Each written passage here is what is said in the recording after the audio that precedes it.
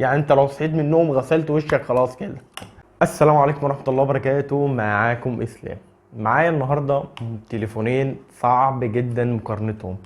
فعلا الاتنين نازلين بأقوى الكاميرات في الفئة المتوسطة. ريدمي نوت 13 برو بلس، هو الاسم الكبير دوت، وريلمي 12 برو بلس. مقارنة فعلا الواحد متحمس لها. صح، حبيت اعرفك ان انا قربت اوصل ل1000 مشترك، ويشرفني ان انت تكون منهم.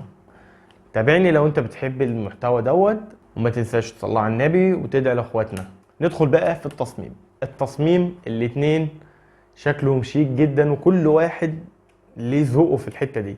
في ناس كتيره فضلت الريدمي، وفي ناس كتيره فضلت الريلمي. بالنسبه بقى للريدمي، هيكون التصميم بتاعه ظهر من الازاز وفريم من المعدن، ودي حاجه فعلا يعني تديك كده فلاج شيب، ماسك حاجه كده قيمه. وبالنسبه بقى للريلمي، هيكون ظهر من البلاستيك وفريم من البلاستيك. والتصميم بتاع الكاميرات بتاعه جاي من شركه اسمها رولكس بتاع الساعات. تصميم برضو فخم مختلف كده في الفئة المتوسطة، بس للأسف جاي معاه معيارية الماء والغبار IP65، ودي معيارية مش أفضل حاجة. ريدمي بقى هتكون IP68، ودي فعلا مقاومة كويسة جدا، ويعتبر نقطة تحتسب لها يعني. بس أنا ما بنصحش حتى لو معاه مقاومة إيه، ما تنزلش بيه في المية. ننتقل بقى للشاشة. الاتنين هيدوك اداء مرضي جدا، الاتنين كيرف، الاتنين 120 هرتز، الاتنين اموليد. ريدمي هتكون 1.5K، ودي دقة حلوة جدا، هتكون شارب، وهتكون السطوع بتاعها 1800، ودي فعلا السطوع بتاعها جميل جدا.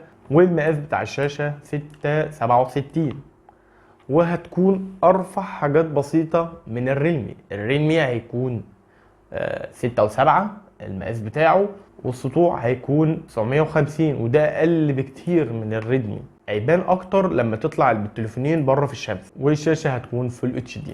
والشاشه للاسف ما اعلنتش شركه ريلمي عن اي طبقات حمايه ليها. ندخل بقى الريدمي، هيكون عليها طبقه حمايه كورنينج جوريلا جلاس فيكتوس، ودي طبقه حمايه كويسه جدا في الفئه ديت. والشاشه بتدعم الدولبي فيجن والاتش دي ار 10 بلس. ننتقل بقى للكاميرات. الكاميرات المقارنة صعبة جدا، الاتنين فعلا كويسين، بس كل واحد بيتميز بحاجة عن التاني. يعني مثلا ندخل للريدمي، هيكون 200 ميجا بكسل مع OIS، والكاميرا التانية هتكون الترا وايد 8 ميجا، والكاميرا الأخيرة مايكرو 2 ميجا. الكاميرا الأمامية هتكون 16 ميجا. بالنسبة بقى الريلمي، هيكون 50 ميجا بكسل الكاميرا الأساسية OIS برضو، والكاميرا الواسعة هتكون 8 ميجا بكسل.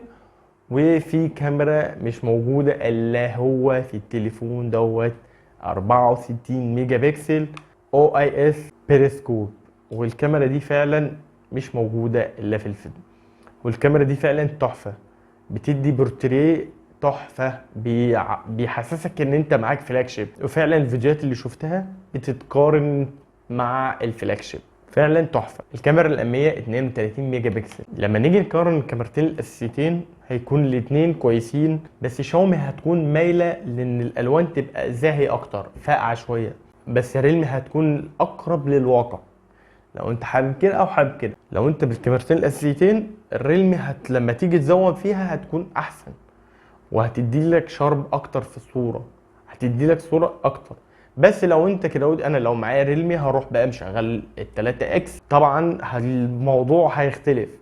في البورتري في ال3 اكس هيديك صور كاميرات اللي هي العاليه جدا، يعني بورتري جامد، والصوره فعلا تحس ان انت يعني تعجبك. مش موجود الكلام دوت في شاومي، لما بتيجي تعمل زوم ما بيعديش بورتري. بس في ال1 اكس في بورتري في الاثنين، والكاميرا بتاع البورتري دي ممكن توصل لزوم 120 اكس، وده مش موجود في الفئة المتوسطة خالص الرقم ده. اي نعم، لما تيجي تزوم لل 120 اكس الصورة مش هتبقى واضحة، بس على الاقل موجودة، وانت ممكن في ال10 اكس تستفاد منها.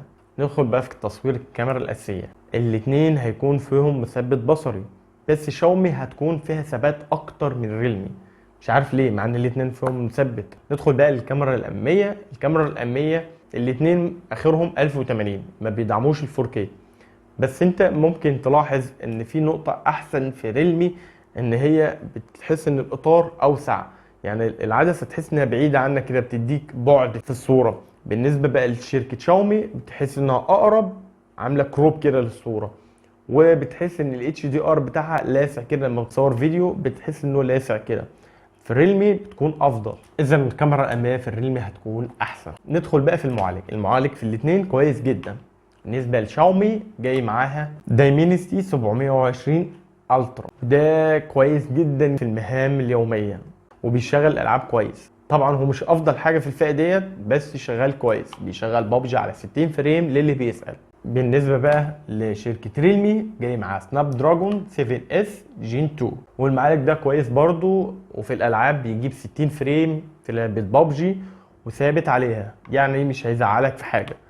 بس لو هتيجي تقارن الاتنين ببعض، على اغلب المنصات هيكسب، على كل المنصات هيكسب الدايمنستي بتاع شركه شاومي، وبالاخص في الالعاب. بس الاتنين مش موجهين اصلا للالعاب، عشان لو انت عايز للالعاب ندخل بقى بوكو 6 اس برو. التليفون ده فعلا جامد جدا في الالعاب، ومش هتلاقي معالج زي ده في الفئه المتوسطه. ننتقل للسوفت وير. السوفت وير شركه شاومي جايب اندرويد 13، وشركه ريلمي جايب اندرويد 14.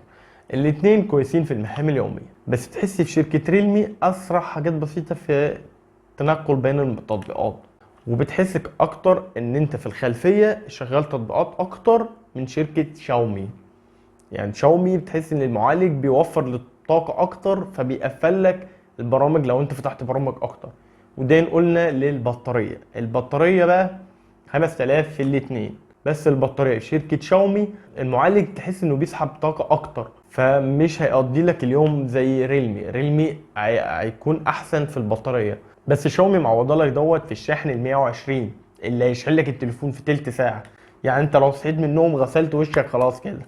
الرامات في شاومي هتكون 8 256، 12 256، 12 512، مساحه كبيره. وفي ريلمي هتكون 8 128، 8 256، 12 256. نيجي بقى لكماليات صغيره زي مثلا الاي ار بلاستر، ده موجود في شاومي مش موجود في ريلمي، اللي هو الريموت. وموجود برضو مستشعر في ريلمي مش موجود في شاومي، اللي هو مستشعر المكالمات، وده مهم جدا، ودي نقطه تحتسب لريلمي، عشان شاومي اكيد هيخطئ، السوفت وير اكيد بيخطئ. نيجي بقى للشبكات. الاتنين شبكتهم كويسه جدا، بس باستخدام اشخاص بيقولوا ان في الريلمي احسن حاجات بسيطه. انا كده خلصت كلامي. انت لو وصلت لحد هنا انت فعلا بطل. ويا ريت لو في عندك اي ملاحظه للفيديو متنساش تكتبها لي في التعليق، وشكرا.